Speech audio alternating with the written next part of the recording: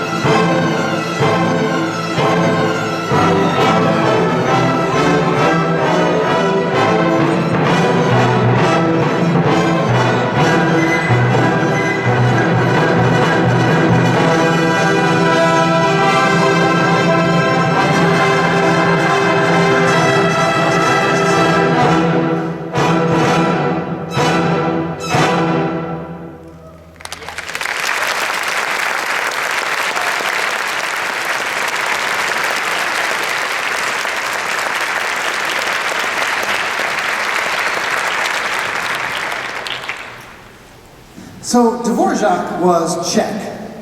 He lived in London for a little while, and he had written a lot of music. This is his 9th symphony, so if math serves me right, he wrote 8 before this, as well as numerous other very famous works. And in the late 1800s, early 1890s, the American musical movement was kind of searching for a voice. Up to that point in time, the majority of American composers were mimicking what they had heard in Europe. They were writing what they knew.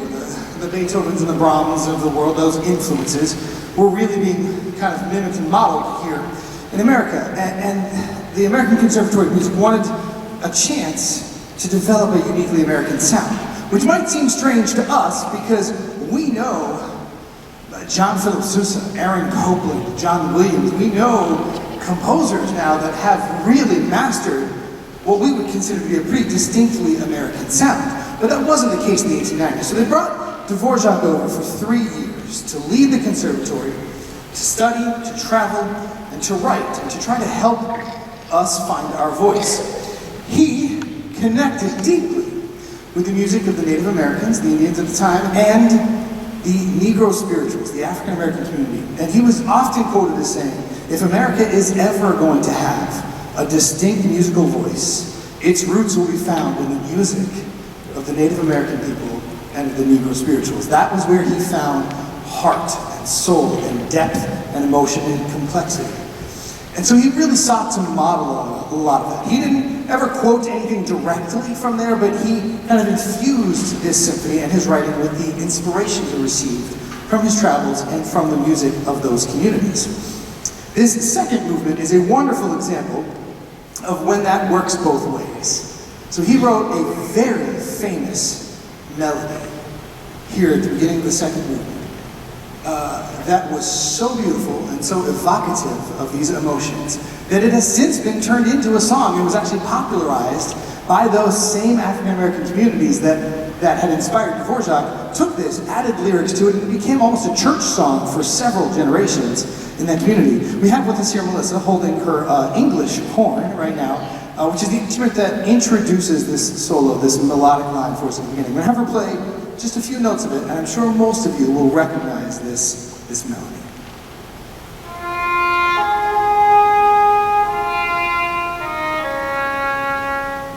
Just from one measure, it's a completely new color and a new sound, and this melody really stood the test of time. Dvorak was great at taking one melody and spinning it around and really conveying so much through it. So, I'm sorry, I should have been holding your oboe for you. For comparative purposes, this is one of our oboes. She's our principal oboe. This is an oboe. Next to it is the English horn, kind of the larger sibling of the oboe. Similar, except for the bowl at the bottom and the slightly crooked entrance at the top with the double reed. That horn, that instrument, the English horn, is neither English nor a horn. Wonderful thing about music is we make up names for things and don't always fully understand why. But instruments much like this were used very prominently in the Middle East centuries ago. Double-reeded instruments with bulbs on the bottom, very common at the time. And if you were to go back and look at some of the early paintings, almost every time that there was an angel depicted, they weren't playing trumpets, they weren't even necessarily playing lyres or harps. Oftentimes they were holding instruments that looked very much like this because they were so common in those cultures. And the word at the time that meant angelic was very similar to the word that meant English. And so as things kind of translated and eventually got here, this horn that we now refer to as the English horn really should have been called the angelic horn. And when you hear Melissa playing it with this orchestra tonight, I'm sure you will understand just exactly why. So we're going to give you now the second movement of Dvorak's New World Symphony. This is the first place really where you start to hear Dvorak's mastery of melody. There are certain themes he introduced in the first movement that will creep their way here into the second movement and will continue to evolve over the third and the fourth movements. You will also start to hear some of the chords and the colors and structures that have inspired so many composers who have come after. There is one particular phrase in here and a beautiful couple of chords in here that Howard Shore lifted almost exactly when he wrote the music for the Lord of the Rings films 15 years or so ago. So this is a beautiful, stunning largo, a very slow, melodic, romantic movement. The the second movement of Dvorak's New World Symphony.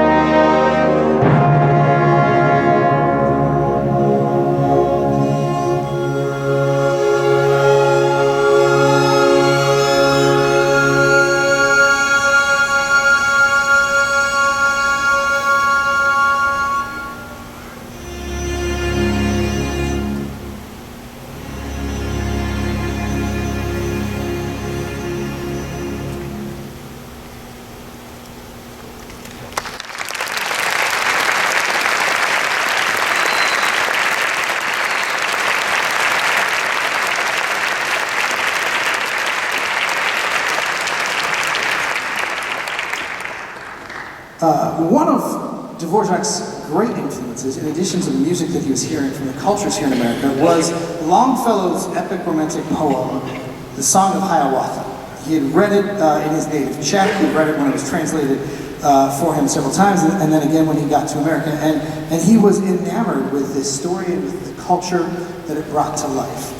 And this third movement, the scherzo, which is a dance movement, it's usually a lighter, up-tempo dance movement, really was meant to evoke this idea of a scene in the Song of Hiawatha where the Native Americans were all kind of dancing around the fires. There's a bit of a waltz feel in this, and it still has a highly European influence to it, but you can start to feel some of the folk songs and some of the other more dramatic influences weaving their way in.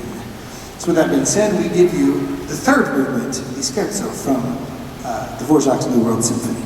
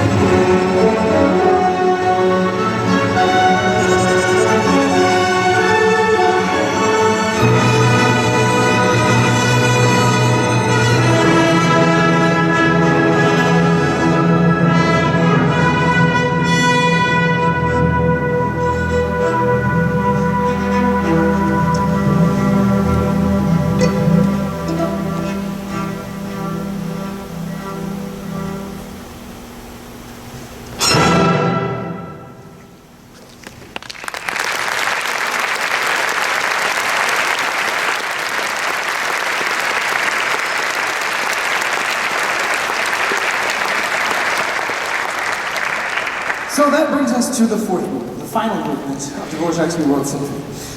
This is the movement where at the very beginning you'll hear the most obvious reference that was lifted and inspired a film score. You'll hear it at the very beginning in the low strings. Ba-dum, ba-dum. Yeah, you'll hear exactly that, and many of you will immediately go, that's not Dvorak, that's Jaws. Yes, they're one and the same for at least a couple of measures. In that third movement, you heard this little motif, bum bum ba-da-dum, that happened a few times, that John Williams also loved so much that he took and spun into an entire movement for Star Wars Episode 1, Duel of the Fates. It's a battle scene between Darth Maul and a couple of Jedis, and he takes that one idea and turns it into an entire epic battle. Because Dvorak was just that good with melodies that he didn't have to look much farther. So this movement it's big, it's powerful, it's really meant to be played by an ensemble with this much size and this much heart behind it. However, at the very end, it does not end the way you think it will. After all of this power and this fury and this adrenaline that's pushing, the very last note, we peak, we hit, and we kind of fade down. If you have ever read the Song of Hiawatha, if you remember it from your days in high school English class, whatever, at the very end, Hiawatha, the hero of the story, knowing that all is well within his tribe, sets off in his canoe and paddles out of the river towards the sunset, never to be seen again. He just sort of fades off into the sunset. And quite literally, Dvorak took the very end, he was so inspired by that work, they took the very end of this epic symphony, and instead of letting us park on a big chord at the end or finish with a flurry, he kind of lets it fade just ever so subtly into the distance. So please look forward to that. You've seen on these screens our orchestra members, and you've seen me conducting a bit tonight. As a conductor, this is a joy, by the way. This is something I wish everybody had the chance to do. To get on stage in front of an ensemble like this and just make music together. It's a remarkable experience. And as conductors, we are communicating a lot of things, hopefully not verbally, during the performance. It's pretty interesting, as a conductor on the stage, I am the only person in this entire ensemble that's not actually making a sound. But I am conveying so much. Oftentimes we're focused on meter, how many beats there are in a measure, the tempo, how fast are we playing, the dynamics, are we soft, are we loud, the phrasing of things, should things be long and smooth and phrased together, or are they a bit more sharp and staccato and disconnected? And we're conveying all of that. And then there are times where we throw all of that out the window, and all we're trying to communicate is raw emotion. What should this music feel like? And there's a section late in this movement where I throw all technique out the window. Hopefully my college professors don't take my diploma back. I just throw it out the window and just conduct these big, beautiful, powerful, romantic, yet angry and tortured chords with raw emotion. In order to help you understand the way an orchestra responds to what a conductor gives, we decided to have a little contest. So we ran a little promotion on social media where we played a video of several members of our orchestra giving their best Dvorak face, their best I'm concentrating or I'm not sure what's happening or whatever as we're performing this music in rehearsal.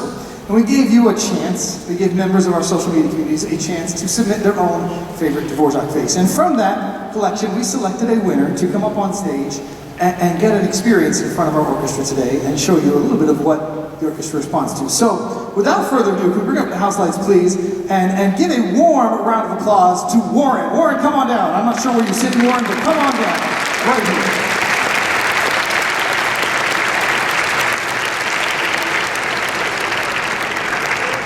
Come on over here, Warren. Come on up. How you doing? Check this out. I know we got a camera. Check this out. Turn towards the camera. Do you see this bow tie? Where did you get that? Amazon. Amazon. That's awesome. I'm going shopping later. This is fantastic. The bow tie and suspenders. You look like a conductor. This is great. Have you guys seen this? Turn around so they can see it. Look. That's what I'm talking about. So, all right. So for the audience's sake, one more time. What is your name? Warren. Warren, how old are you? 8. You're 8. Have you ever conducted an orchestra before? No. Are you sure? Yes. Are you super sure? Yes. Okay, all right, I'll take your word for it. So you've never conducted an orchestra before. So what made you decide you wanted to try this? Because I like when you do crazy things In case you couldn't hear, it's because he likes it when I do crazy things with the baton. Which is, I could have summarized everything a conductor does with that one sentence right there. So that's fantastic. Thank you so much. So you sent us a couple of pictures. Do you mind if we show them to the audience right now? Let's see if we can take a look at the pictures you submitted. Right there. Check that out. That's awesome. Did we have a second one as well? Yeah! I love the Crayola markers as the baton. That's very good. You got hops, man. You can jump. And you're wearing flip-flops. How high can you jump? At least 1 foot. At least a foot. That's good. That's good. Yeah. So can I. However, man, I don't think I've ever tried to conduct and jump in flip-flops. You've got a bright future ahead of you. If you can do that, that's a good thing. We got a spot for you. So you're gonna get a chance to conduct the orchestra. You ready for this? Okay. All right. So this is the baton. Give me your right hand. Yeah. There you go. How's that feel? Good. Got a good handle on it. Ready to do some crazy things with it? Okay. So all we're gonna ask Warren to do is you're going to give the orchestra 4 movements, 4 gestures. You can count to 4, right? We're good?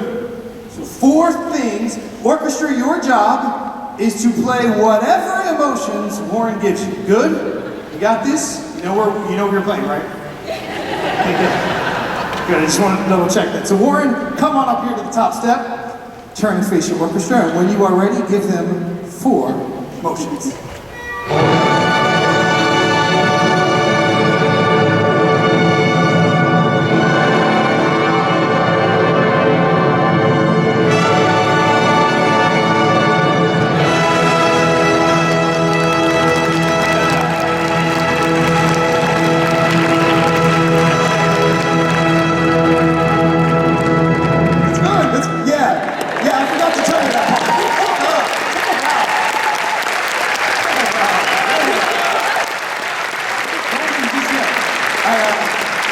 I forgot to tell you about cutting them off at the end. Really, my only job is to make sure that the concert ends at some point. So after you get to playing, we gotta stop it. But that's lesson number 2. You, sir, are a future conductor for sure. So to commemorate your time with us, here is your very own baton. You take that home to your practice, right? Next time I see a picture of you, it's no markers, no crayons, no baton. We use the real baton, right? Ladies and gentlemen, give Warren another round of applause.